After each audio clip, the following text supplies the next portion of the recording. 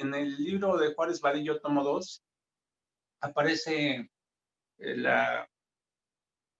el tema de introducción a la capacidad de carga, aparece ahí la justificación de esa situación, que el ancho de la cimentación es el que determina pues la capacidad de carga de la cimentación. Bueno, y está involucrado, es una variable principal pues que determina la capacidad de carga, porque pues se hacen análisis de equilibrio, un análisis que se llama análisis límite, formalmente se llama así, análisis límite, y puede uno conocer la expresión de la capacidad de carga. Ahora, también en ese libro de Juárez Vadillo, tomo 2, aparece un concepto que se llama la balanza de Kristianovich, balanza de Kristianovich.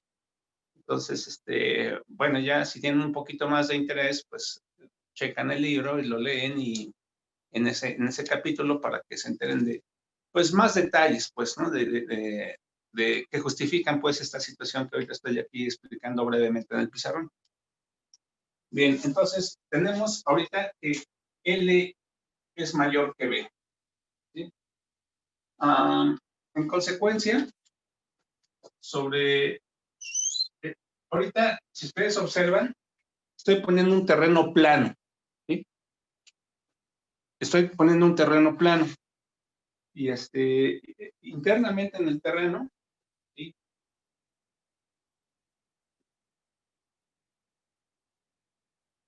De acuerdo con estos análisis al límite, a ver, voy a tratar de ponerlo un poquito más, ¿sí? Esto fue una guía nada más para mí.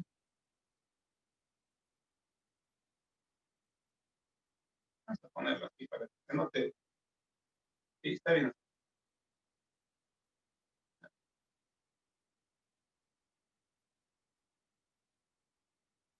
Eh,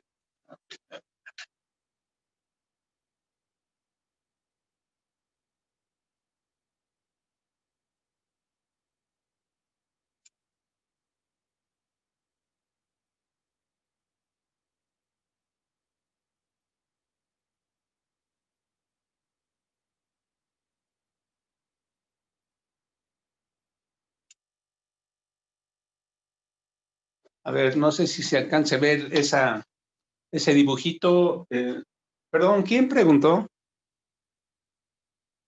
Sí, ya sé que es yo, pero ¿quién es yo? Gilberto. Ah, Gilberto. Sí. Bien.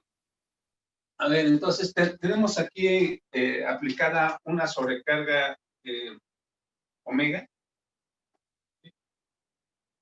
Ok, para que sepa en qué unidades está, bueno, pues evidentemente aquí le pongo kilopascales. Y la falla del terreno está involucrado con cuánta presión máxima. O sea, aquí la idea es saber cuál es la presión máxima que soporta ese sistema.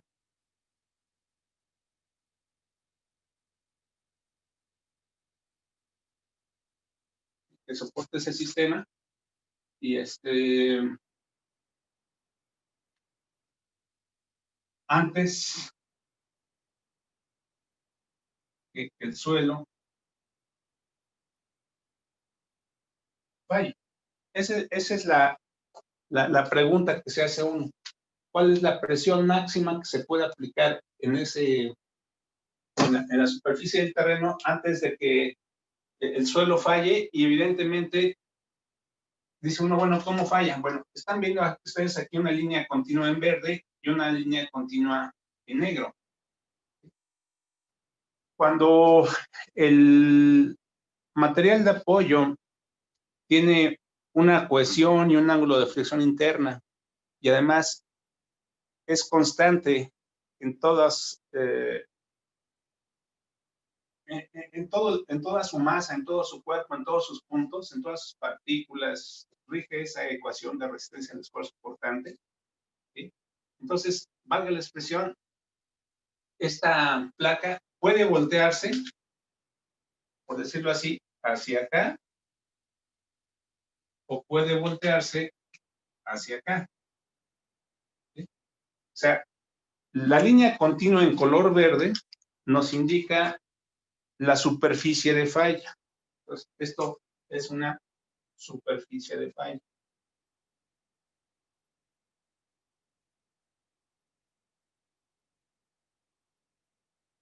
Entonces, si el terreno tiene características homogéneas en su resistencia, en su peso volumétrico, en sus propiedades como material, ¿sí? Entonces, esta placa de cimentación, valga la expresión, nos dice la teoría que es indiferente o que pueda fallar sobre esta superficie de falla en color verde o esta en color negrito. Ahorita, si ustedes quieren, estos dos dibujos, hagan de cuenta que yo hago aquí, ¿qué hago?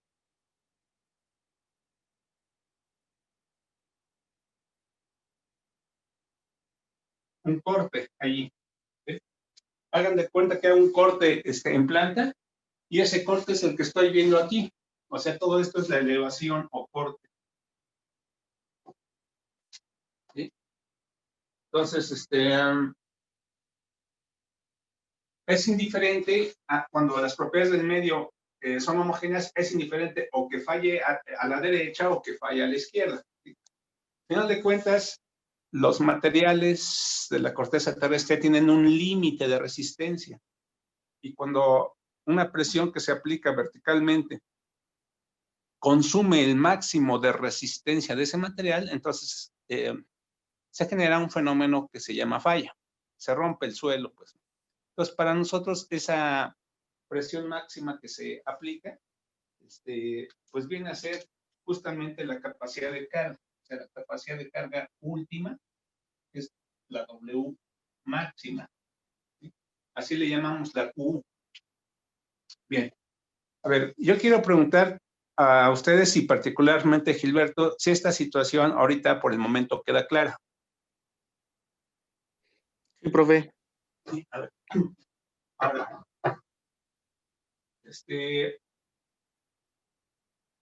aquí arriba, a los lados, está el terreno sin sobrecarga, llamémosle así. No hay nada que se aplica al terreno más que la sobrecarga omega. ¿Sí? Entonces, la fórmula de Terzaghi nos dice que esta Q, ¿sí? Va a ser igual a... Esta Q sí depende de las características geométricas de la placa. Y voy a ponerlo en términos, a ver, de este tipo. Todo esto es de acuerdo a la teoría de Terzaghi. Dice que la capacidad de carga última puede tener, bueno, siempre tiene un solo valor, pero para nosotros, para no hablar de valores indeterminados de L o de B, entonces me dice, bueno, primera condición, la capacidad de carga última, sí y solo si L es mayor que B. ¿Sí? Si L es mayor que B, entonces se presentan esencialmente dos casos. ¿Sí? Esos dos casos son así. Dice, la capacidad de carga última es igual a CNC más, vamos a ponerlo así, más gamma de FNQ, gamma prima, más un medio de gamma B N gamma, gamma prima. ¿Sí? O también nos dice que la Q, ¿sí?,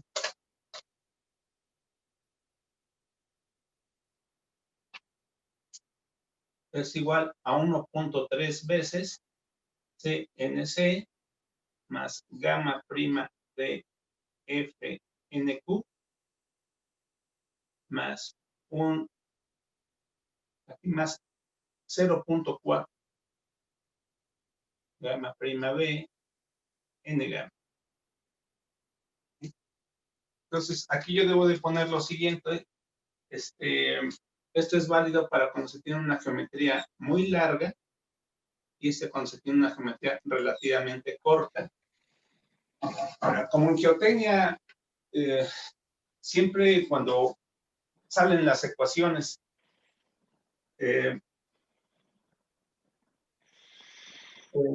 trata uno de tener claridad en cuanto al rango de validez de estas ecuaciones. Entonces, resulta que si esta es L y esta es B, esta es L y esta es B, entonces esta expresión es válida si solo si L es mucho más grande que 5 veces B. Ello implica una zapata larga. Se le llama así, una zapata larga, si es que se cumple esta condición. Ahora, ¿qué pasa si no se cumple? Si L no es mayor que 5 veces B, entonces esta fórmula es válida para zapatas, se dice aquí, cortas. Esto es de Meca 2, ¿eh? Bien, entonces,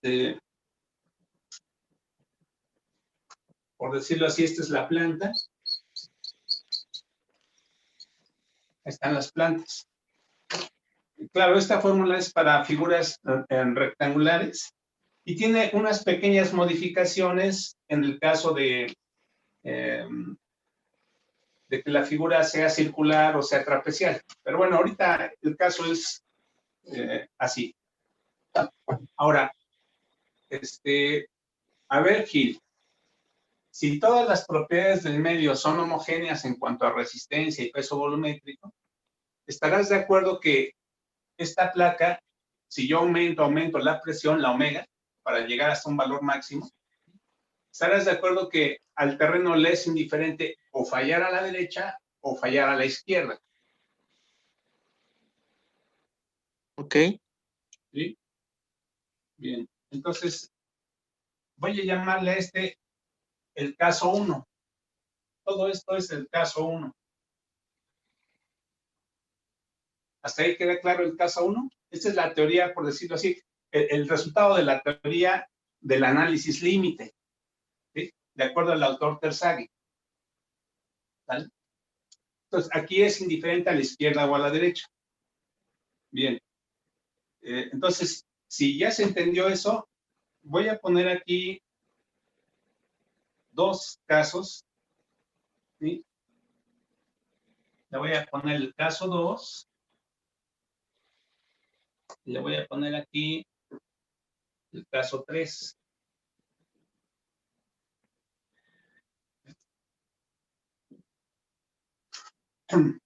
Entonces, voy a poner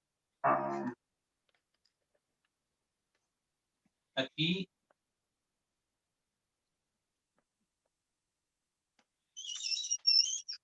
ahí está la superficie del terreno. ¿Sí? Y ahorita por aquí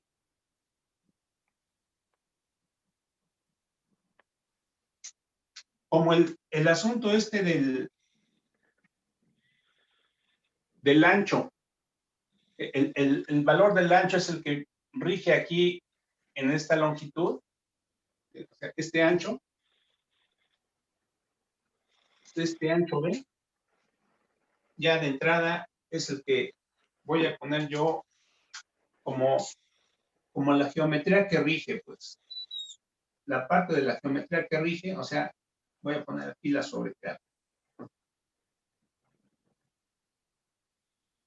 ¿Sí?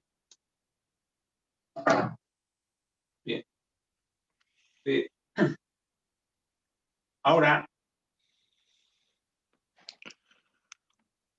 ese caso 2 y este caso 3, ahorita hasta el momento se parecen, por decirlo así, supuestamente hasta el momento son idénticos. ¿Sí? Ahora, voy a imaginar una situación, Gilberto. Voy a suponer que aquí hay un edificio. Aquí hay un edificio. ¿Sí? Y por decirlo así, en el lado derecho hay un edificio. Y del lado izquierdo no hay nada. Sí, se capta esa situación, Gilberto. Sí. Bien. Y déjame ver. Para que quede claro y no nos hagamos bolas. ¿Sí viene? No. O sea, cada caso es diferente.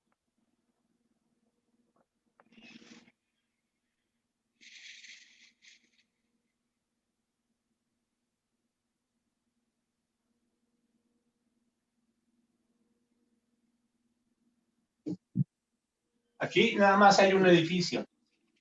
Ahora, en el caso 3, yo soy el caso 3,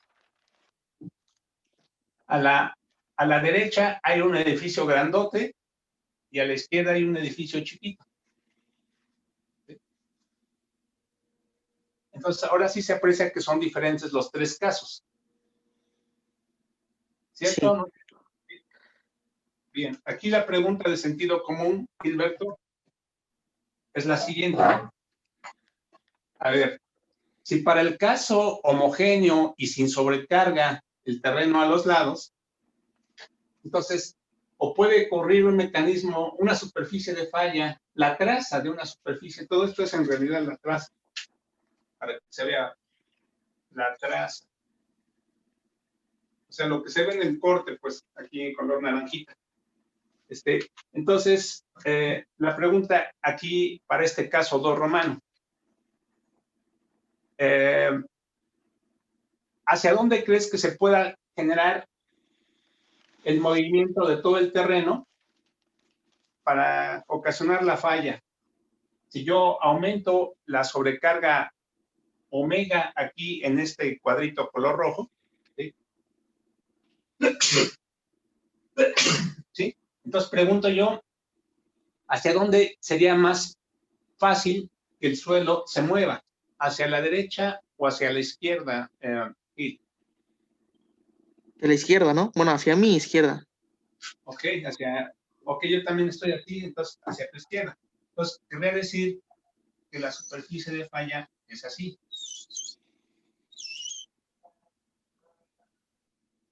¿Sí?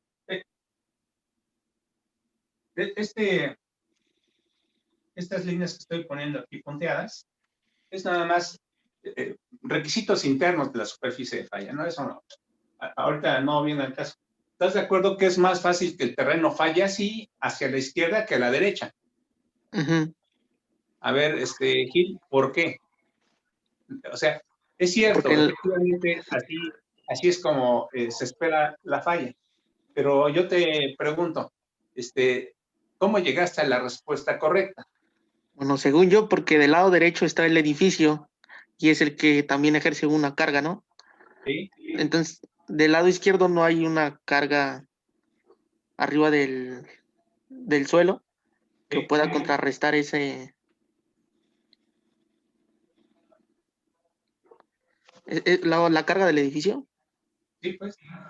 Entonces, valga la expresión, el terreno está aquí abajo, dice, caray, ya tengo yo una carga previa y aquí me están poniendo una carga, entonces dice el terreno, me es más fácil fallar hacia acá porque tengo por acá menos oposición.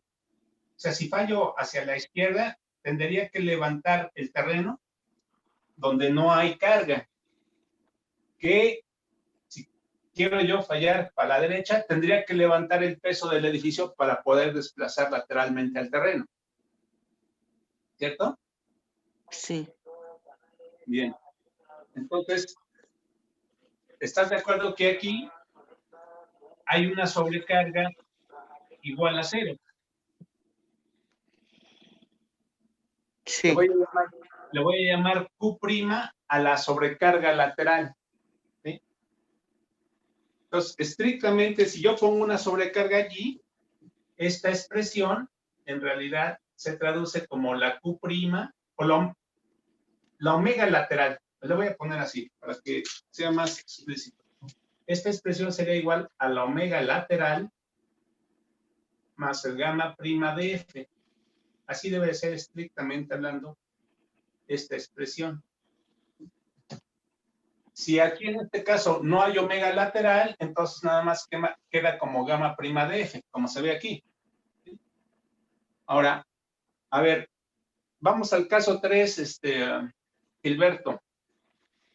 Vamos al caso. Igual, porque el edificio del lado izquierdo es menor, ¿no? Sí, entonces, en resumen, ¿a la izquierda o a la derecha?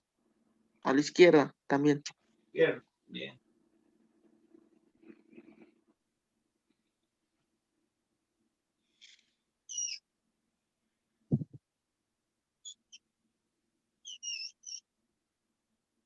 Entonces yo esperaría que el movimiento fuese así.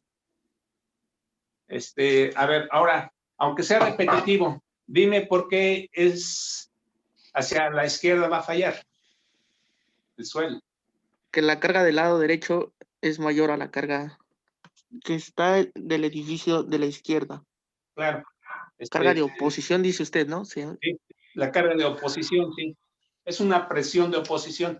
Entonces, aquí la naturaleza de lo que se ha observado y se ha comprobado hasta el momento experimentalmente es de que, valga la expresión, falla siempre hacia donde hay menos oposición al movimiento. El terreno falla siempre hacia donde hay la menor oposición al movimiento.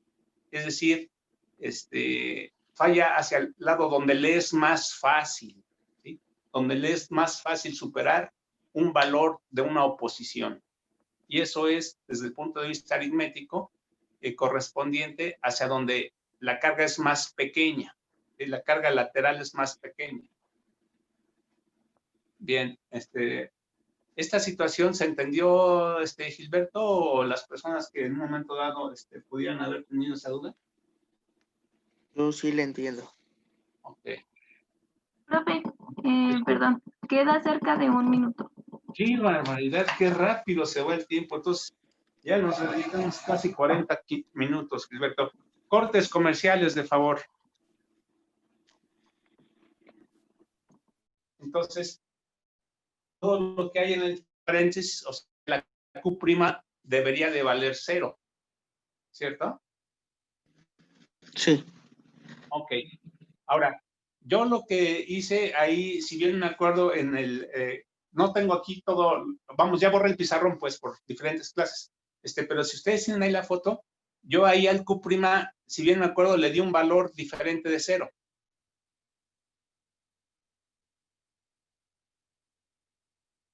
Si bien me acuerdo, le di el valor del peso del muro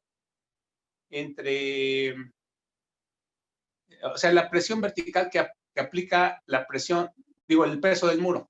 Yo le puse el Q' es igual a la presión vertical que aplica el peso del muro. Si bien me acuerdo que así se los puse. ¿Me puedes apoyar en eso, Gilberto? Sí, profe. ¿Sí? A ver, entonces, Gilberto, de favor, ¿me puedes responder cuál fue el valor de Q' que tomamos ahí en los cálculos de la clase pasada?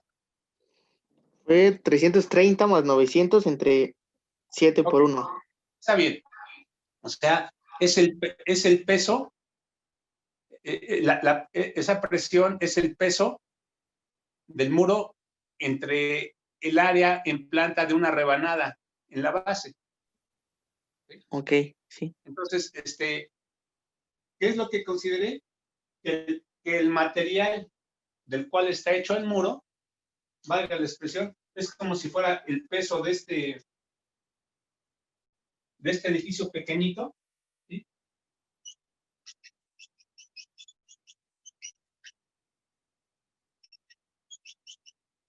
Haz de cuenta que la piedra brasa que me permite a mí construir el muro, yo la tenía aquí a un lado. ¿Sí? Ok. Entonces, Para efectos prácticos, yo dije, bueno, ok, se está construyendo el muro y y a lo largo del frente, pues ahí tengo el montón de piedras y aquí tengo a la gente pegando piedras, pegando piedras, pegando piedras. ¿Sí? Entonces, dije, por simplicidad, la presión que aplica el futuro muro, realmente la estoy poniendo aquí al frente del muro. Y ese es el valor de Q' que yo tomé, Gilberto. Ok, Debido al peso de la propia piedra brasa al frente del muro cuando se construye el muro.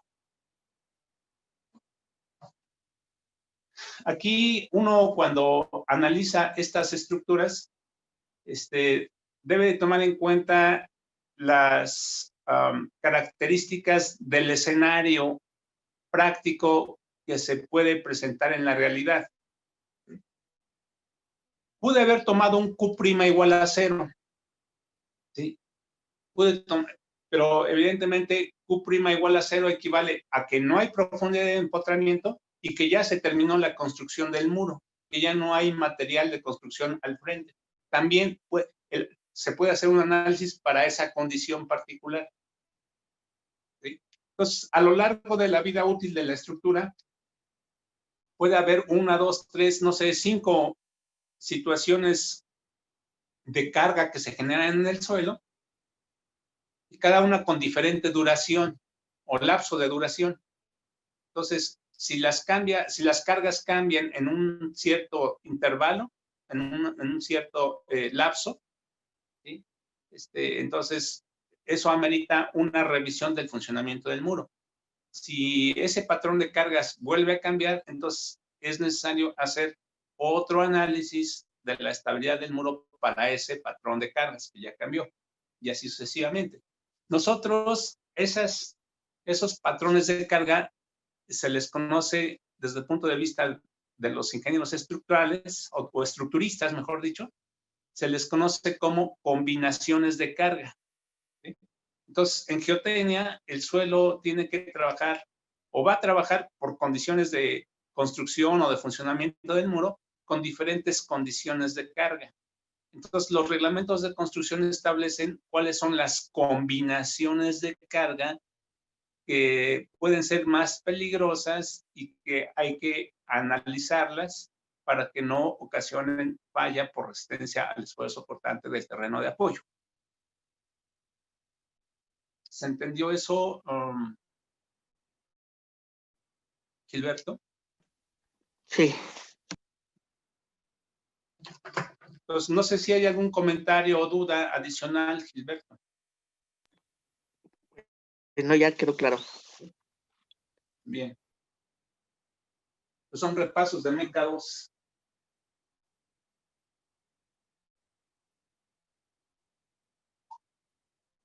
Entonces, si no tienen inconveniente, les voy a borrar el pizarrón. Y vamos a retomar nuestra clase de mecánica de suelos 3.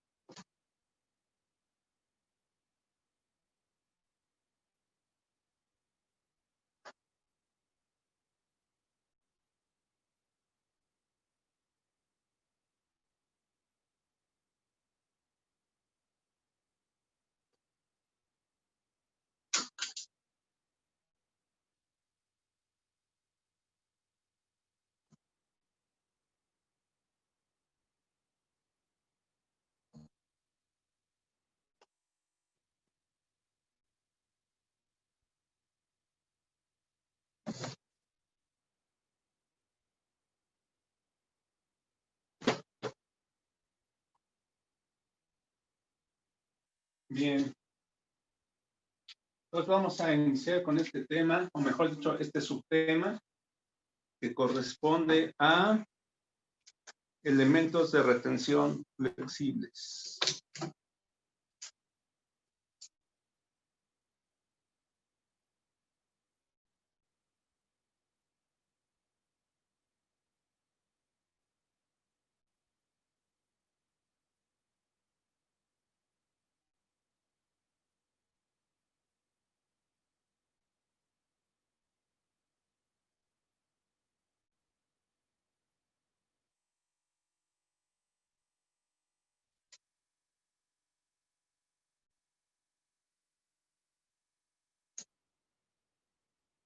Elementos de retención flexibles.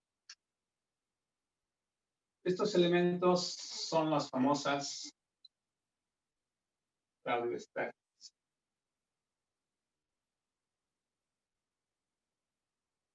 ¿Sí? Entonces, dijo el profe que en este tema de elementos de retención, Profe, escucho, aún no terminamos el problema anterior. ¿no lo acabamos? No. ¿Hasta dónde nos quedamos? En mi duda, por ahí. Ya habíamos calculado Q última. Pero hicimos el diagrama de cuerpo libre. Sí, también calculamos la fricción. A ver, Íbamos a calcular la capacidad de carga. ok. ¿No les envié una foto, Andy, de la conclusión de ese ejercicio? Sí, sí las envió, profe. ¿Eh? Están en el grupo. Sí, profe, sí se las envié.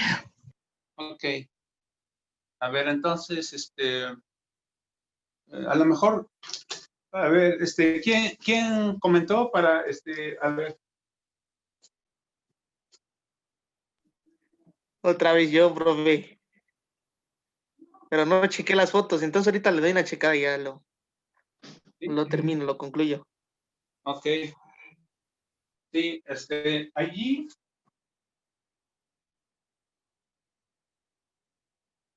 en el ejercicio, nosotros llegamos a determinar cuánto vale la fuerza debido al peso del muro en su parte rectangular, en su parte triangular, el empuje del suelo y el empuje del agua. A ver, el peso 1, el peso 2 del muro, el empuje del suelo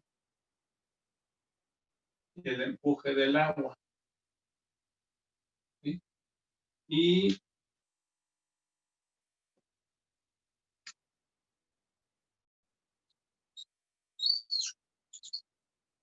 por decirlo así, la fuerza de fricción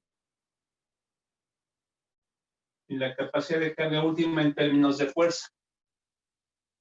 Y la expresión del factor de seguridad igual a la sumatoria de las resistencias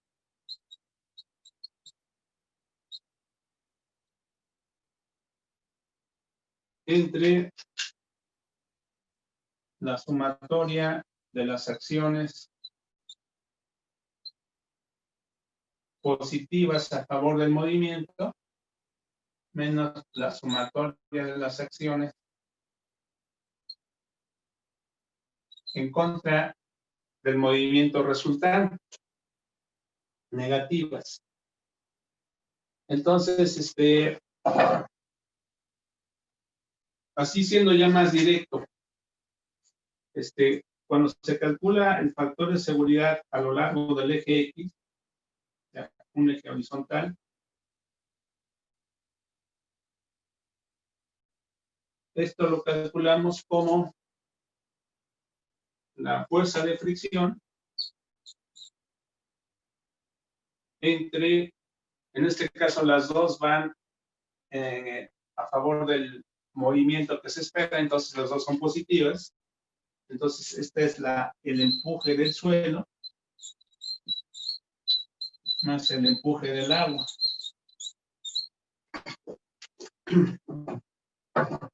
A ver. A ver, así quedaría la ecuación, Gilberto.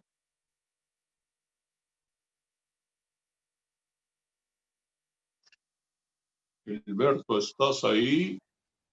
Sí, aquí ando. Ok. Sí, así Entonces, queda. El punto horizontal, sí. ¿sí? Bueno, es que yo desde ahí ya no tuve dudas, pero pensé que se iba a concluir aquí. Entonces por eso lo mencioné, pero después de mi duda ya no tenía alguna duda. Sí, o sea, aquí la idea era que sacáramos el valor del factor de seguridad, ¿no? Digo, yo no tengo ahorita aquí los datos, pues, pero si ustedes sustituyen estos valores, llegábamos, a ver, déjenme, a ver, para hacerlo más práctico y que hable por sí solito, a ver. Dijéramos así, esta es la fórmula general. Entonces, a ver, para ese caso, ese factor de seguridad tiene dos resultados. ¿Sí? ¿Qué pasa cuando sí considero el empuje del agua? ¿Y cuánto es el factor de seguridad? Aquí sí se considera el peso del agua, aquí no se considera el empuje de agua. Entonces, cuando sí considera el empuje del agua, si bien me acuerdo el factor de seguridad en el eje X, sale, ahí está en la foto, y por favor alguien si me corrige, vale 0.357.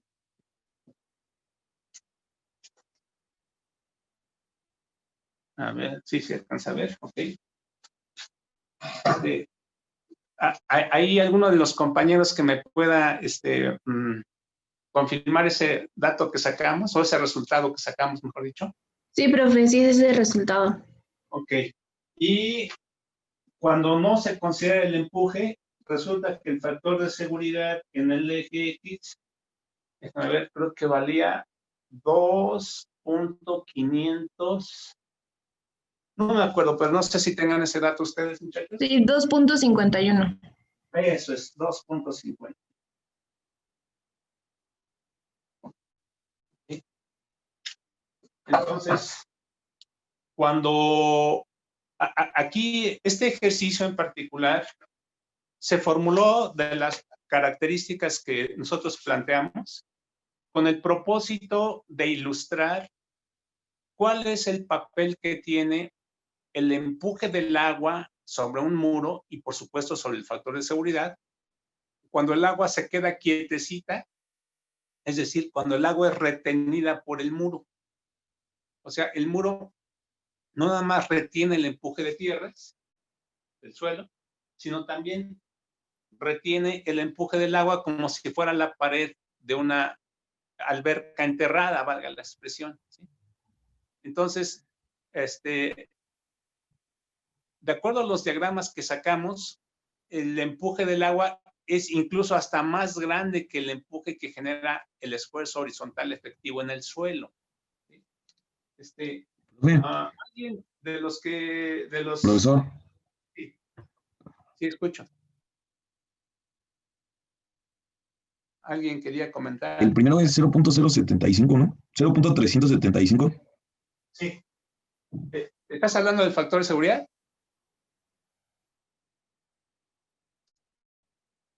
¿Pregunta? Ajá. Ah, ¿es pregunta o es afirmación? No, es afirmación, ¿no? Ah, ok. Punto 375. ¿Así? Sí. Ok. Gracias. Así que, bueno, a lo mejor no me falló un poquito la memoria. Bueno, pero era punto 30 y tantos. Bueno, ok. A ver, nada más por curiosidad, la persona que ahorita me ayudó, ¿me puede decir cuánto resultó el peso, digo, el empuje del suelo solito? 193.87. 193.87. ¿Y cuánto vale el empuje del agua solito? 1103.62. Perdón, ¿cuánto? 1103.62. Ajá, 1103.62. ¿Sí? Entonces, aquí mismo, de acuerdo al diagrama del cuerpo libre, se observa que el agua empuja más de 5 veces. El agua solita empuja más de 5 veces lo que empuja en forma efectiva el suelo. ¿Sí? ¿Cómo oiga, profe, ¿de dónde sacó el 5? Bueno, dividan 1103.62 entre 193.87. ¿Sí? De ahí saqué ese valor que es más de 5. ¿Sí? Y bueno, aquí el punto es de que en la fórmula del factor de seguridad ambas cantidades se suman, ¿sí? Y da este resultado ya de de punto 375, como me están indicando. Y cuando no se considera, o sea, cuando esta parte no está, entonces el factor de seguridad dice que la estructura sí pasa, que es 2.51. Entonces, este ejercicio, como les comentaba, yo lo puse así a propósito como una situación que se puede presentar en forma práctica durante la vida útil de una obra. Y les puse el ejemplo desafortunado que nos está ocurriendo allá por Tabasco y alrededores, en donde pues hubo crecidas de ríos. Si en un instante, no sé, en lapsos de minutos, se llega a saturar el terreno y había un muro de retención, que ese fue el problema que se escogió para ejemplificar nuestros cálculos y este tema de empuje de tierras. Entonces, aquí yo ya tengo un empuje del agua calculado que llega a un valor de 1103.62. Entonces, cuando en el muro se considera simultáneamente lo que empuja el terreno y lo que empuja el agua, vemos que ese factor de seguridad, cuando se consideran los dos, es de 0.375 y ese valor es menor que 1. Y al ser menor que 1, pues eso implica una falla, ¿sí? Una falla en el terreno, una falla en el muro. Y pues bueno, es la catástrofe, ¿sí? Seguramente ustedes se han enterado por las noticias que ahorita Tabasco todavía está padeciendo los estragos. Ahorita ya es que 19 de noviembre. Y esto empezó prácticamente los primeros días de noviembre. Ya se estaba teniendo por allí una temporada de inundaciones allá en esa zona. Son terrenos esencialmente bajos. Casi no hay montañas en Tabasco. Son zonas planas, bajas, además. Y dominan mucho los suelos finos, pues, ¿no? Entonces, claro, como llueve mucho, pues son terrenos que siempre están verdes. Uno cuando va por el avión se asoma para abajo y dice, ¡ay, qué bonito jardincito! Bueno, pues todos esos son arbustos, son árboles, y pues los plátanos, o sea, los platanales crecen como si fueran pasto, como si fuera pasto silvestre, pues, ¿sí? O sea, naturalmente ahí se dan muchos alimentos y pues hay muchos cultivos, en fin. Pero bueno, el asunto está de que pues tiene la infraestructura que está ahí construida, pues tiene que enfrentar pues los embates de las cargas accidentales, y una carga accidental en este caso pues fue la inundación. Todavía ahorita se tienen consecuencias de que pues la gente al tener tirantes de agua de 1 metro, 1,5 metros, 2 metros, en zonas bajas, pues se les destruye mucho de sus pertenencias, por no decir todo, pues, ¿no?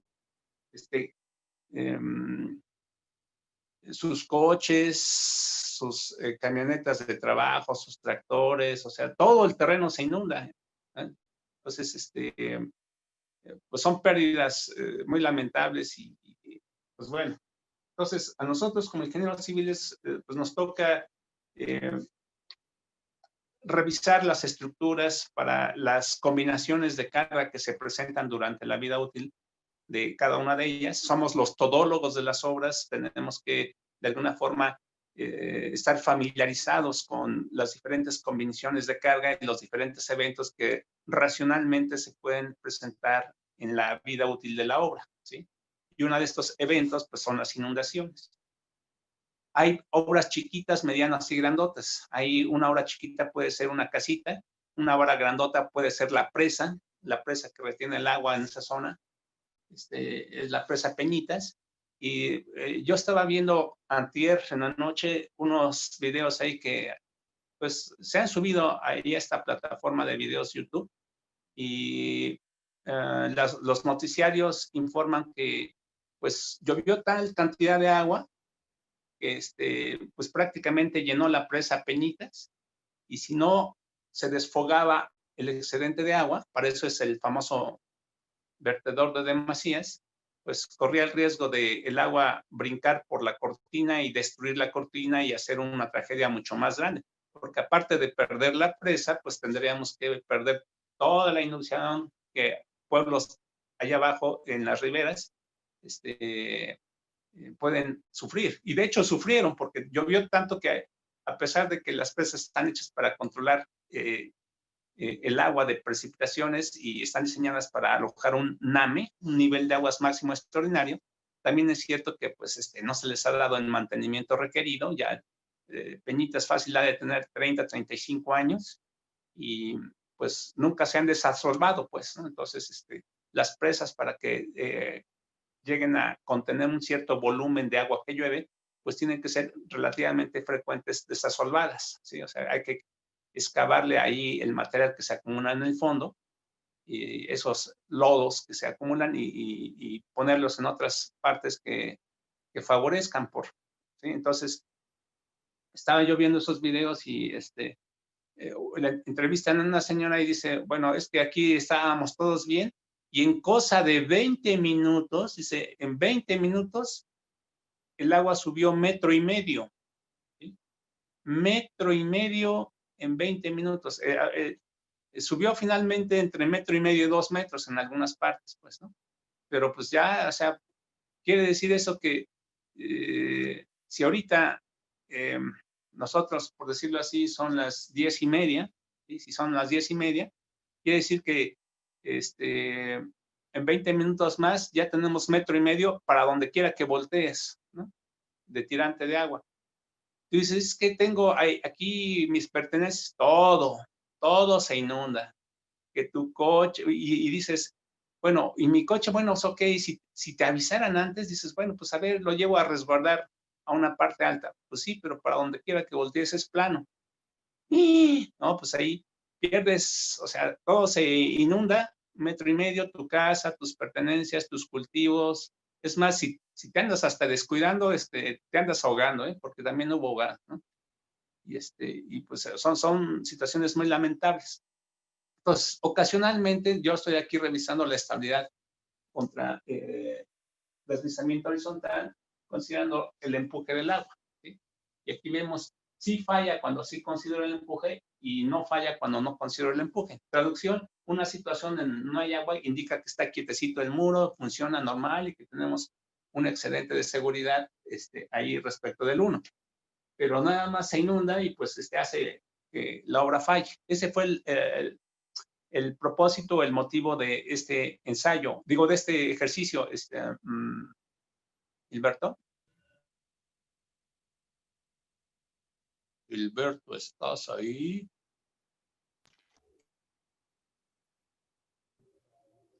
Gilberto. Aquí estoy. Eso es. Sí, sí me di a entender. Sí, profe. ¿Sí? Entonces, este fue el remate del ejercicio.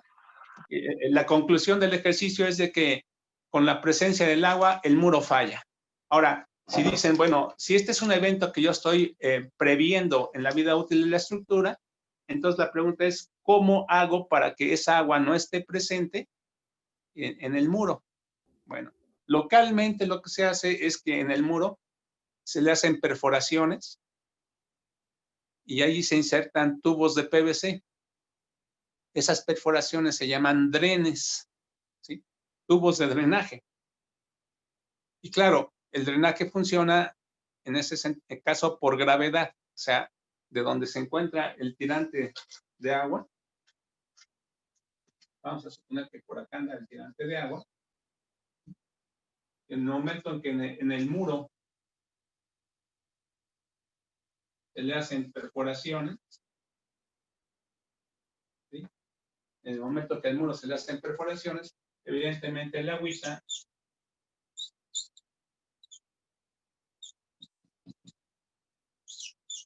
sale, ¿sí?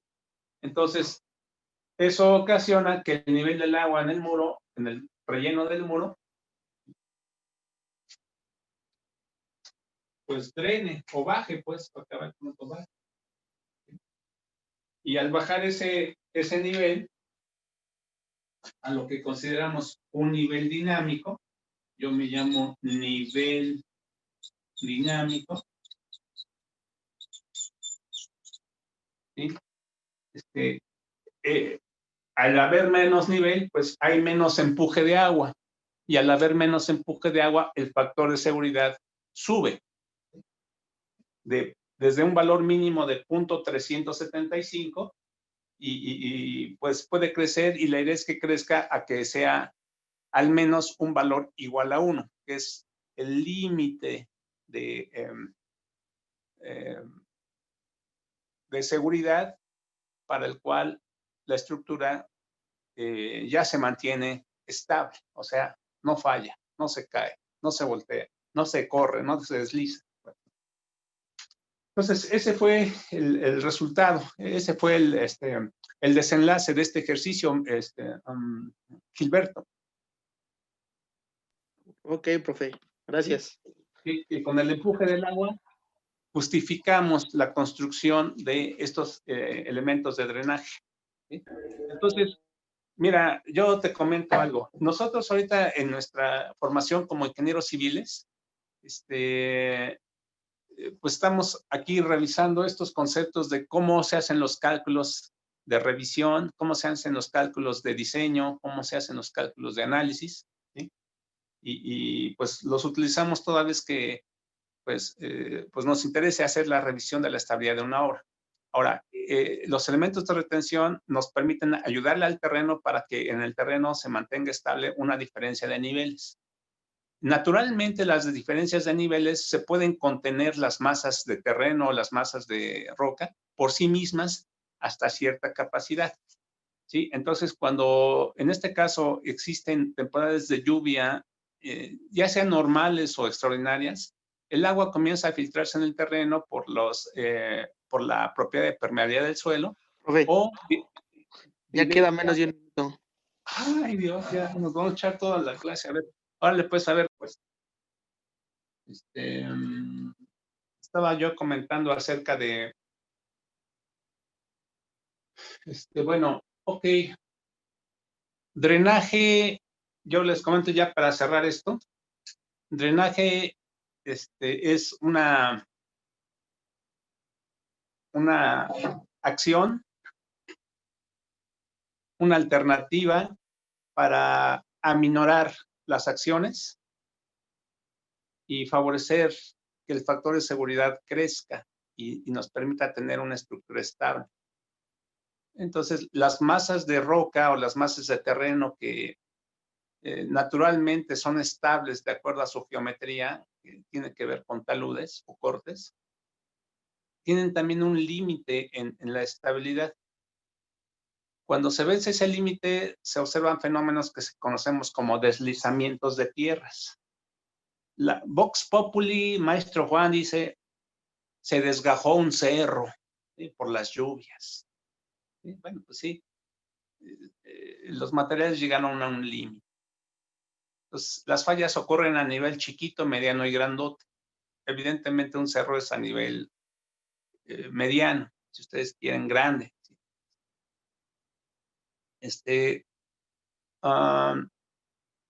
Y bueno, aquí llegar a estos resultados del factor de seguridad para nosotros representa, bueno, cómo subimos el factor de seguridad. Entonces, se trata de que nosotros propongamos medidas o acciones o me refiero a alguna modificación a la obra para que el análisis de fuerzas en términos de esta expresión del factor de seguridad resulte en un valor más grande que 1. ¿Sí? Entonces, esas medidas para aumentar el factor de seguridad pueden ser colocar drenes, ¿sí? Puede ser instalar anclas de fijación del muro hacia el interior del terreno para que no se mueva tan fácilmente. Otra medida es inyectar cemento al suelo para que tenga otros parámetros de resistencia más grandes y en consecuencia empuje menos y sea capaz de autosoportarse en mejores condiciones. Otro caso, otra alternativa de mejorar el factor de seguridad es aumentar las dimensiones del muro. Y bueno, obviamente también hay combinaciones de las diferentes alternativas de solución. En un caso particular, hay necesidad de, si van a plantearse 3 alternativas para aumentar el factor de seguridad, deben ser analizadas. Bueno, yo lo hago aquí en el pizarrón, pero pues ya el ingeniero práctico de gabinete lo hace en hojas de papel o a veces incluso ayudándose con el Excel y el AutoCAD, en fin, lo va a hacer todo por computadora a final de cuentas, ¿no? Pero bueno, hay que realizar la memoria de cálculo.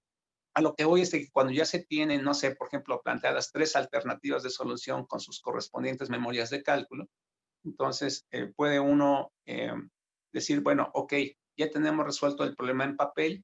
Ahora, ¿qué pasa cuando uno quiere construir cada una de las alternativas que haya uno revisado y que hayan concluido que el factor de seguridad es suficiente para la estabilidad como criterio para una obra? ¿Sí? Entonces, cada alternativa debe ser revisada en cuanto a sus implicaciones constructivas, a sus costos, a su duración, o sea, el consumo de recursos de la industria de la construcción y por supuesto, la practicidad que se pueda tener para desarrollar cada alternativa en el sitio. Y evidentemente, cuando se trata de soluciones diferentes, pues cuando las comparamos de acuerdo a los recursos que tenemos, ya sea en tiempo, ya sea en dinero, ya sea en materiales, ya sea en maquinaria, en fin, pues tenemos que a final de cuentas escoger la que más se acople a nuestras necesidades, la que más se adapte a nuestras restricciones, ¿sí? Y pueden ser restricciones de tiempo, pueden ser restricciones de dinero, pueden ser restricciones de maquinaria, pueden ser restricciones de materiales o de algunas técnicas en particular que meritan sofisticación. Bueno, eso ya nos corresponde a nosotros elegirlo para que pues la solución que permita aumentar el factor de seguridad, pues nos permita, repito, el menor consumo de recursos y los mejores beneficios en términos del factor de seguridad. Eso es el trabajo en realidad profesional de un ingeniero. ¿Sí? Entonces, lo que hicimos aquí en el pizarrón fue el desarrollo de una memoria de cálculo para saber primeramente de qué tamaño son los factores de seguridad con agua y sin agua, y esto a su vez es materia prima para proponer otras alternativas de solución. Y ahorita yo la que comenté es colocar drenes. Traducción, es muy fácil, por decirlo así, hacer hoyos allí en el muro, pues, ¿no? Y ahí, por esos hoyos, pues que se drene el agua, ¿sí? No sé, bueno, aquí yo ya con esto quiero terminar subtema de elementos de retención de gravedad o rígidos, y quisiera preguntarles si hay algún comentario o alguna duda. Esto que está aquí en el pizarrón está en las fotos que ya les envié, muchachas y muchachos. Profe, yo tengo 2 preguntas. Te escucho. Por ejemplo, si se contempla alguna obra de drenaje para el muro, el empuje del agua se considera, bueno, cambia, por así decirlo, el nivel de agua. Sí, a ver, está bien. Es interesante la pregunta. Sí, toda vez que ponemos drenaje en el muro, estamos afectando la posición, o sea, las características geométricas del nivel de agua. Cuando el agua está en movimiento, a pesar de que pueda tener una geometría constante, pero el agua está en movimiento, a ese nivel se le llama nivel dinámico. ¿Sí? Como está aquí, nivel dinámico de agua. Ahora, lo que me preguntaron en otro grupo, porque más o menos estoy llevando paralelos los avances de los 3 grupos de mecánica de suelo, los 3 que tengo. Lo que me preguntaron en el otro grupo, oiga, profe, ¿y la posición de esa agua se puede calcular? Dije, sí, efectivamente, sí se puede calcular. Y yo les comento, hasta el final de este curso de mecánica de suelos 3, hay un tema que es flujo de agua en 2 dimensiones. Al final de Meca 1 se ve el flujo de agua en una dimensión, o sea, cuando el agua fluye nada más a lo largo de una línea, sea horizontal, sea vertical o sea inclinada, pues nada más se tiene una dirección en donde está o sea, la velocidad solamente tiene una componente, la velocidad en el eje X o la velocidad en el eje Y, o si es una línea inclinada, bueno, pues una componente en vertical y una componente horizontal, pero siempre constantes, por decirlo de alguna forma, ¿no? Pero, o sea, el punto es que el agua nada más fluye en una línea recta. Cuando se trata de que el agua puede fluir en curvas, así como en este nivel dinámico, oh, mira, va haciendo una curva, entonces esta curva va teniendo una componente en X, una componente Y, que son variables además en magnitud, ¿no? Entonces, eso se estudia con la teoría del flujo de agua en 2D, 2 dimensiones. ¿Sí? Entonces, ya al final de este curso vamos a checar la ecuación de Laplace y cómo se construye una técnica gráfica que da solución a la fórmula de Laplace. Y esa técnica gráfica se llaman las redes de flujo. ¿Sí? Las redes de flujo. Entonces, los fundamentos de la teoría de las redes de flujo, una versión introductoria, yo allí se las pasé en las notas de la bibliografía de este curso a través de sus compañeras jefa y su jefa de grupo. Les pasé libros, apuntes y fotografías y manuales y creo que hasta me acuerdo, creo que algunos programas de cómputo. El punto está de que hay un archivo PDF que se llama Propiedades hidráulicas del suelo, y como un pequeño repaso de Meca 1, y en la otra parte del archivo viene justamente la teoría del flujo de agua. Entonces, en referencia a la pregunta de si se puede eso calcular, sí, sí es calculable desde el punto de vista de la mecánica de suelos. Sí se puede calcular la posición, sí se puede calcular la curvatura, sí se puede calcular el gasto de agua que pasa, conociendo la permeabilidad del medio, la geometría del muro y la geometría del suelo, por supuesto, y podemos conocer hasta dónde va a bajar el agua. Necesito yo meter las características geométricas de los drenajes. En fin, o sea, todo esto es motivo de cálculo. Todo lo que nosotros hacemos como seres humanos con el suelo, con la tierra, con los elementos de filtración, todo lo podemos calcular, ¿sí? Entonces, repito, esto se ve ya en el último tema de mecánica de suelos 3 y pues es lo que vamos a ver en el curso. Pero pues bueno, tenemos que ir por partes, desde lo más sencillo hasta lo más elaborado, y después se entiende que nosotros, con un poquito, si ustedes quieren, con el auxilio del profesor, vamos a tener que integrar esos conocimientos para poder realizar una memoria de cálculo completa. No nada más en términos de que se nos presentó el agua, empuja, ay, pues nos tiró, no, sino a ver cómo puedo darle solución, cómo calculo esa solución, cómo genero diversas alternativas, cómo se construyen esas alternativas y cuál es la que más conviene a mi caso particular. Ese es justamente parte del trabajo que hace un ingeniero. O sea, eso es el trabajo de gabinete, son ingenieros de cuello blanco.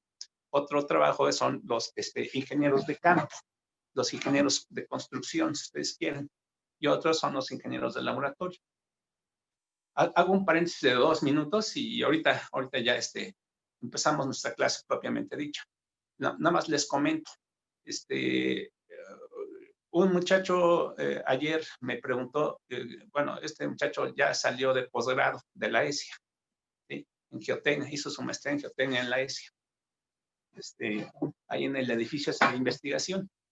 Y me dice, oye, Inge, ¿qué cree? Mire, tengo un caso y ya me enfrenté bueno, ya me he enfrentado a varios casos, pero pues me estoy dando cuenta que pues sí necesito más conocimientos de geotecnia. Entonces quiero preguntarle a ver, si te puedo ayudar, pues dime. pues fíjese que tengo un caso en el que un edificio y hay un desnivel y que pues necesita una estructura de retención, que porque además de dar capacidad de carga también permite allí detener el empuje de tierras. Ya me explicó, me envió un croquis y todo. Bueno, no quiero hacer el cuento largo. Resulta que me dice, bueno, oye, mire, estoy proponiendo esta solución. Va a ser una placa así en forma de L. La placa va a tener cierta capacidad de carga, pero también debo diseñar el empuje que genera el terreno para que no se me voltee la estructura, porque ahí el proyecto arquitectónico comprende, sí, comprende un desnivel en el terreno, ¿no? El terreno está así inclinado y bueno, ahí ya me explicó con un dibujo y todo lo que hasta el momento él ha pensado. Entonces, quiero preguntarle si voy bien y ¿qué opina usted de mi propuesta? Entonces, bueno, yo les comento. Y ya le hice algunas sugerencias ahí de acción, cómo calcular, si va a haber falla, qué tiene que revisar, qué no, en fin. Entonces, me dice, oiga, Inge, ¿y qué le parece muy descabellada esta propuesta que yo le hago, que le estoy ahorita describiendo? Y yo le dije, no, o sea, al final de cuentas, pues tienes que proponer algo, no puedes aceptar que una parte de la estructura falle, porque si falla, pues puede traerse, o sea, se puede desencadenar una falla, pues a todo el resto de la obra. Son fallas progresivas que estudiamos en geotecnia, pero pues bueno, entonces yo le dije, mira, no, estrictamente hablando, lo que estás proponiendo, bueno, es una alternativa, está un poquito ahí caprichosona, pero pues bueno, aquí lo que nos interesa es que se cumpla el análisis con los factores de seguridad. Pues, entonces hay que hacer el diagrama de cuerpo libre, ya le recordé algunas cosas, mira, sí, fíjate que es, ay, bueno, ya. Dice, bueno, ok. Entonces, ¿y cree que me la vayan a aceptar? Ay, mira, pues eso no lo sé, mira, la bolita mágica de predicción del futuro, esa no la tengo yo, ¿no? Por decirlo de alguna forma simple, pues, ¿no? O sea, mira, nadie sabemos el futuro, entonces no sé si te la vayan a aceptar o no. Lo que nosotros nos corresponde como ingenieros civiles es decir, mire, hice este análisis y resulta que una parte de la estructura falla. Ahora, para que no falle y se pueda corregir eso, se proponen 1, 2, 3 alternativas de solución. 3, 2, pero al menos 2, ¿no? Entonces, y esas al menos 2 tienes que justificarlas a través de una memoria de cálculo. Ah, no, sí, que no, que bueno. Entonces, pero seguía inquieto y me dice, bueno, ¿y usted cree que ya con este análisis ya, cree que me lo vayan a aceptar? Ay, mira, pues mira, a ver, voy a ventilar este punto. Le dije, voy a tocar 3 puntos y ya tú tomas tus decisiones, porque pues ni modo que yo tomo decisiones por ti, yo ni siquiera conozco bien el proyecto, no sé ni en qué lugar está, ni conozco cómo se ha planteado el problema, o sea, eso hay que vivir el problema en obra directamente o en cálculo, la interacción con los dueños o con el arquitecto o con los ingenieros que están a cargo del resto de la obra, no sé. O sea, hay que estar presente, por eso son ingenieros residentes, son los que viven ahí en la obra prácticamente, ¿no? Que se enteran de todo lo que hay. Entonces, dice, sí, eso me queda claro y que no sé qué, pero bueno. Entonces yo le dije, mira, voy a tocar estos 3 puntos y ya, yo con esta explicación ya tú tienes elementos de decisión, qué haces, qué no haces y por qué lo haces y por qué lo dejas de hacer. Todo lo que tú quieras, ya tú tienes la última palabra, pues para acabar pronto. Entonces yo le dije, mira, mira, tú quieres construir una placa de cimentación, un muro en una zona que ya está construida, ¿no? Que ya es un cajón de estacionamiento y que, pues, ahí enfrentito, ahí está, pues, es un talud y quieres mantenerlo estable. Y bueno, mira, me dice, ¿y esta placa y este muro, cree que se puedan construir en forma fácil? O bueno, mira, ok, mira, como se desarrollan las obras en la vida práctica, está el ingeniero de proyecto, el ingeniero de cuello blanco, pues, para acá, ¿no? O sea, que calcula y hace los planos, pero pues no se mete en la obra. Son ingenieros que dicen, yo no me meto con el trabajo sucio, pues, para acabar pronto, ¿no? Ahora, esos pues tienen un nivel de trabajo, un lenguaje y pues tienen un área de trabajo muy limitada, si tú quieres, ¿no? Pero no se meten, rara vez se meten en obra. Tú estás ahorita con tu maestría, pues más pegado de gabinete, pero pues de alguna forma pues tienes que, dices, es que tengo que estar ahí en obra, porque además la obra y yo he escuchado por ahí que en la obra se maneja la lana, entonces quiero ver qué onda a ver con la lana, pues, ¿no? Entonces, sí, está bien que estás trabajando y está bien, pero pues hay que hacerlo de una forma metódica y con elementos y, en fin. Entonces, me pregunto, ¿y cree que se puede hacer esto? Mira, eso le corresponde al ingeniero constructor. El ingeniero constructor tiene conocimiento de su equipo, de su personal, o sea, de su gente, y de experiencias que tiene de otros proyectos. Si tú llegas y le dices a un constructor, mire, ven a ver, constructor, vamos aquí a la visita, aquí en el sitio, y fíjese que tengo una situación así, y tú tienes que llegar muy directamente y decirle, necesito una placa de cimentación de aquí, acá, acá, con estas medidas, y además, así con un muro de concreto. Entonces, yo lo que quiero, y él, pues ya está construido una parte ya está supuestamente funcionando el resto del edificio, ¿no? Entonces, tú tienes que llegarle, este es el proyecto que yo quiero que me construya, y y dígame, pues, su presupuesto, cuánto dura, y si lo puede hacer, pues, para acabar pronto. Entonces, el constructor, mira, yo te voy a decir, el constructor tiene la responsabilidad de decir, híjole, mira, pues aquí hay que meter una maquinaria, y no lo voy a hacer desde planta baja. Entonces, a lo mejor, yo te voy a decir, sí se puede hacer. Nada más que yo tengo que romper este muro para meter mi maquinaria, para meter las ollas de concreto, no sé, todo lo que implica la construcción. Y ya después que hizo lo que tú le encomendaste, entonces se va a encargar de volver a poner una pared en la que tuvo que romper para accesar materiales, gente y equipo, ¿sí? Entonces, y hasta ahí va a acabar su responsabilidad del constructor. Entonces, él te va a cotizar materiales, mano de obra, equipo y pues sus utilidades, todo lo que tú quieras, ¿no? Pero ojo, él no se va a hacer responsable de esto. Si tú le encargaste que diseñara una placa y un muro a la vez, el responsable de la estabilidad vas a ser tú, porque tú vas a hacer la memoria de cálculo, ¿eh? El constructor te va a decir, mira, sí se puede hacer, te lo tengo en 3 semanas, en 4 semanas, por decir algo, y le va a costar tanto. Yo se lo entrego y adiós, ahí te quedas, tú eres el responsable. Ese es el trabajo de construcción, ¿sí? Él sabrá si rompe muros, si no rompe muros, si mete doble turno, sí, pero el responsable es el ingeniero de proyecto. Y a mí me pagas mi lana, yo ya consumí mis recursos, yo tengo la maquinaria, te cobro tanto y ahí nos vemos, ¿no? Ahí nos vemos, que te vaya muy bien y todo. Entonces, si tú me preguntas si es buena solución, si no es buena solución, mira, aquí ya depende de quién decide el uso de los recursos. Entonces, ese fue el primer comentario que yo le hice. Entonces, el segundo comentario, debido a esta forma en cómo se maneja nuestra gente en la construcción, entonces doblemente tú tienes que estar bien seguro de que los cálculos que están hechos son una solución factible, las alternativas que tú hayas estudiado son soluciones factibles al problema, y que pues, estás proponiendo de un problema ya planteado, definido, de acuerdo a tus elementos y conocimiento y tu visión. Entonces dices, esta es la alternativa 1, 2 y 3. Entonces, para que seamos muy prácticos, tienes que tú mismo buscar cuál es el constructor que te puede dar realidad a la opción de solución 1, a la opción de solución 2 o a la opción de solución 3. Porque en esa interacción con el constructor te va a poner con los pies en la tierra. ¿Qué creen? Que su solución está muy fumada. Fíjense que mejor vamos a hacer esto y esto. Entonces, con esa interacción, tú vas ganando hasta cierto punto una experiencia y dices, bueno, ok, ya hay una interacción de tal suerte que todo lo que tú estás pensando por acá en proyecto, ya te está alguien bajando los pies a la tierra y te dice, mira, esto en realidad se puede hacer así, y fíjate que lo que usted había pensado no, porque nosotros esa situación la resolvemos así. Ah, pues sí es cierto, entonces sí tienen un sentido de practicidad.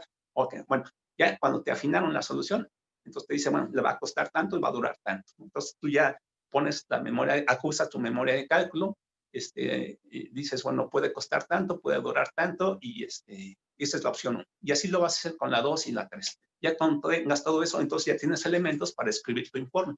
El informe va a ser la memoria descriptiva, o sea, todo el texto, tus memorias de cálculo, ¿sí? Incluso hasta con un anexo de cuánto cuesta constructivamente, y por supuesto los planos, ¿no? Entonces, ya cuando tú haces todo eso, entregas tu informe, pero ya no es un informe que tiene soluciones ahí fumadas o que, no, ya están consensadas con la gente que lo puede construir y que tiene detalles ahí de cómo se le va a hacer, y tú entregas tu informe por escrito donde está descrito bien claro el planteamiento, los análisis, los diagramas de cuerpo libre, los factores de seguridad, las soluciones que tú estás pensando, que ya están de alguna forma cotejadas con el constructor y que son posibles y que son prácticas y que además están valoradas en cuanto a costos de dinero, de maquinaria, de tiempo, de materiales, en fin, de todo lo que se necesita para que esto se materialice. Y toda esa descripción te va a tocar hacerla a ti, todo en un informe. Tú vas a presentar los planos, la memoria descriptiva, la memoria de cálculo, incluso hasta presupuestos de las alternativas. Y ya cuando tengas todo eso, ¿sabes qué? Pues échale la poderosa, ¿sí? Y ponle tu cédula profesional y bueno, pues ahí tú te haces responsable, porque al final de cuentas, pues, pues te tienes que formar como ingeniero. Pues.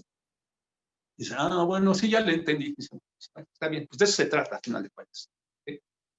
Ay, qué chorero es este profe, pero bueno, a ver, entonces, ya para iniciar la clase, muchachos, finalmente, ¿hay algún comentario, alguna duda de todo esto? Alguien que me preguntaba de qué onda con el nivel de aguas No, dinámicas. profe. Sí, se calcula, efectivamente se calcula y es parte de la memoria de cálculo cuando se revisan las diferentes condiciones de combinaciones de carga y qué implicación tienen sobre el factor de seguridad. Bueno, todo este choro mareador fue para responder esa primera pregunta que alguien me hizo. Pero ese alguien me dijo que tenía 2 preguntas. Sí, profe. Muy bien. ¿Cuál es la segunda pregunta? La segunda es más, yo digo que es más resumida. El factor de seguridad lo consideramos, por así decirlo, seguro cuando es igual o mayor a Sí, 1. sí. Ok, vale. A Muchas ver, gracias. he notado sistemáticamente, ahorita son las 11:08. Ok, yo quería iniciar la clase, pero bueno, a ver. Va para atrás, va para atrás. Esto que voy a poner, trato de que sea,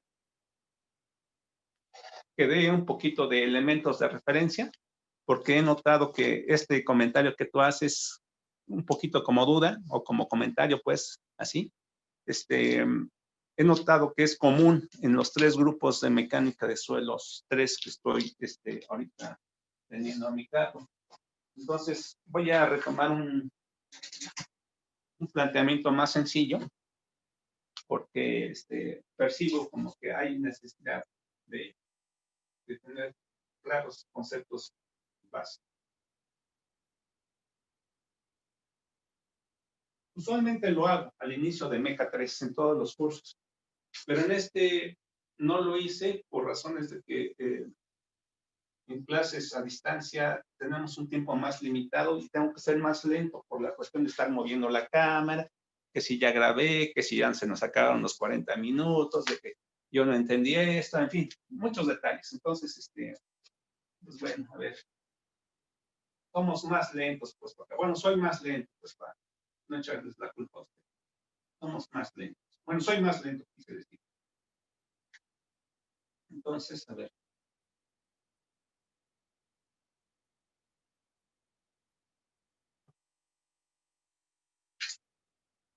Um,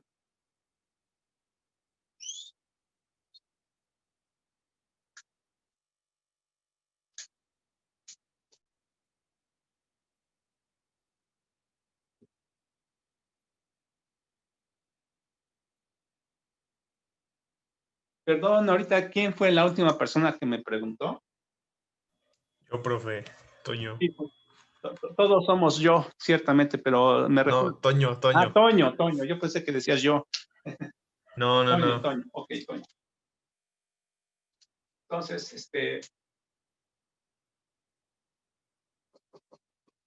esta es una situación física. La situación física consiste de que, vamos a ver aquí, con color verde.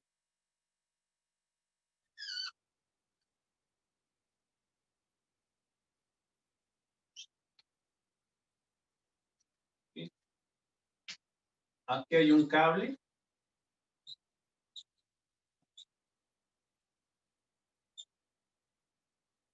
¿Sí? Aquí hay un changuito.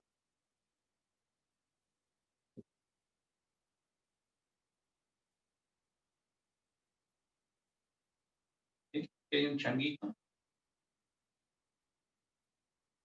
Y este changuito tiene un peso W. ¿Sí? A ver, déjame ver. Quizá pueda yo acercar un poquito más para que se vea con mejor posición. A ver, ahí está. Aquí hay un techo, aquí hay un cable y aquí hay un changuito en un columpio, hagan de cuenta. ¿Sí? Entonces, el cable tiene una cierta resistencia. R es la resistencia del cable, o sea, qué tanta fuerza puede desarrollar en contra de la acción. El peso es una acción. Entonces, tengo tres casos. El changuito, un changuito peque, pesa 50 kilos. Un changuito medianón pesa 100 kilos. ¿Sí? Y papá gorila pesa 200 kilos. Ahí está papá gorila, 200 kilos. El changuito, pues ni tan changuito, pero son 50 kilos, ¿no? Pero bueno, a ver, entonces, primer planteamiento, la resistencia del cable vale 100 kilos. La resistencia del cable son 100 kilos. ¿Sí? Entonces, desde el punto de vista físico y desde el punto de vista matemático. Desde el punto de vista físico se hace la pregunta. Se cae el changuito.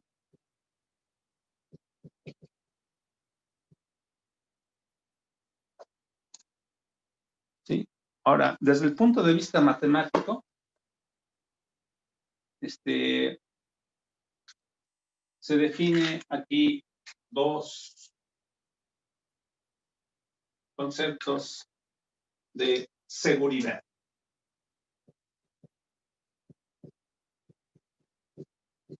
¿Sí? Seguridad. El primer concepto de seguridad, bueno, ahorita lo voy a poner. A ver, ¿está clara esta situación para todas y todos, muchachas y muchachos? Sí, profe. ¿Sí? A ver, una voluntaria, una compañera voluntaria. ¿Quién dijo yo? Y que me dé su nombre, por supuesto. Porque aquí todos somos yo. La idea es que ustedes participen, ¿no?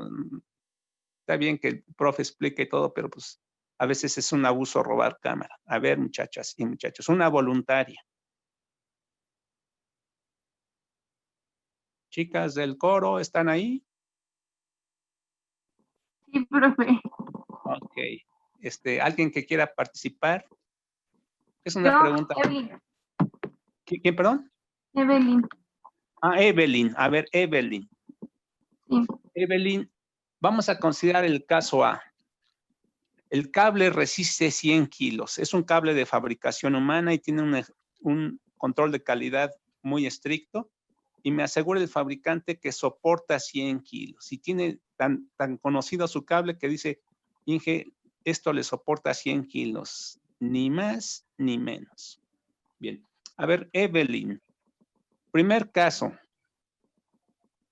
Ahí en el columpio con todo el peso del chango, tengo una acción de 50 kilos.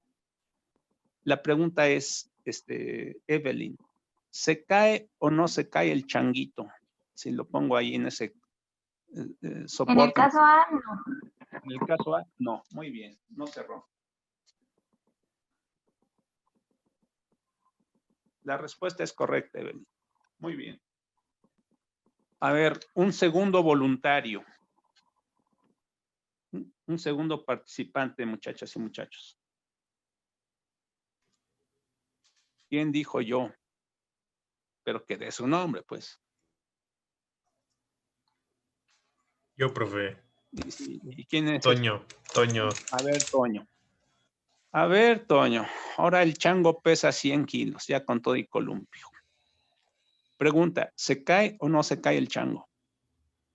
No. No se cae. La respuesta es correcta, no se cae. A ver, un tercer voluntario o voluntaria. ¿Quién dijo yo?